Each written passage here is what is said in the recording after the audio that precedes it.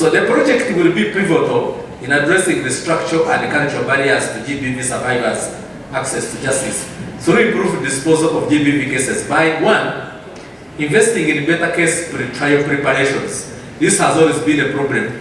You find sometimes when you are in the session system, the DPP comes and panicking with files. Maybe she has been late a little bit, and then she meets the victim in court and then tries to interview before court. Sometimes they will come and say, "My lord, can you give us at least 30 minutes so that we first review the case with the witnesses." So I think that shows lack of pre-trial preparation. So we think that this model is going to help us on pre-trial preparations because this will be daily hearings.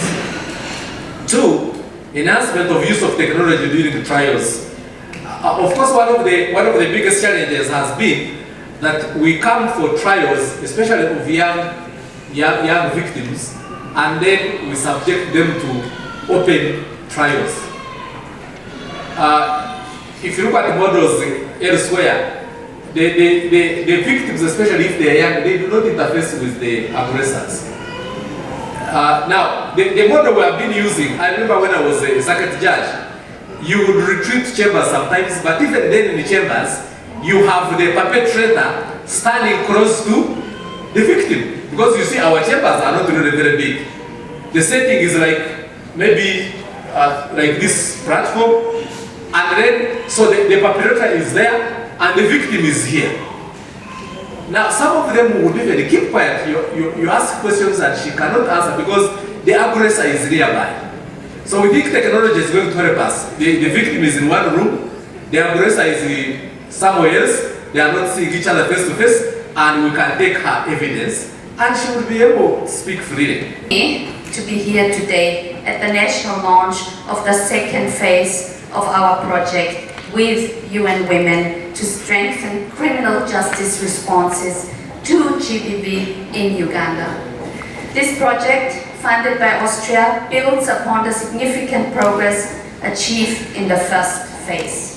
While in the first phase, we focused on building capacities of the judicial staff and implementing partners, and also on getting the buy-in of the top management in the judiciary, this new phase will now focus on the actual disposal of GBV cases across the selected High Court circuits of Gulu, Masaka and Arua, and it will ensure timely, quality justice services to GBV survivors. Uganda has been a priority country for Austria since 1992. Austria supports Uganda in two focus areas, and that's water, sanitation, environment on the one hand, and then also access to justice, rule of law, good governance on the other hand. Austria has been the chair of the Justice Sector Development Partners Group since last year. Usually, the chair is given for 1 year, but we have been requested to take on another year, and I'm very grateful for the confidence of our partners to chair the group 1 more year.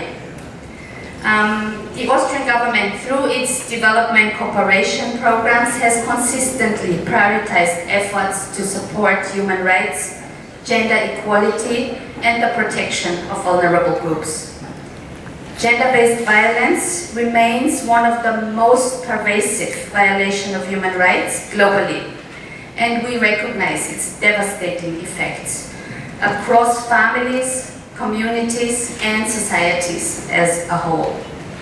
Today, it is more evident than ever that addressing GBV is not only a moral imperative, but it is a critical factor in achieving sustainable development and upholding the dignity and rights of all individuals.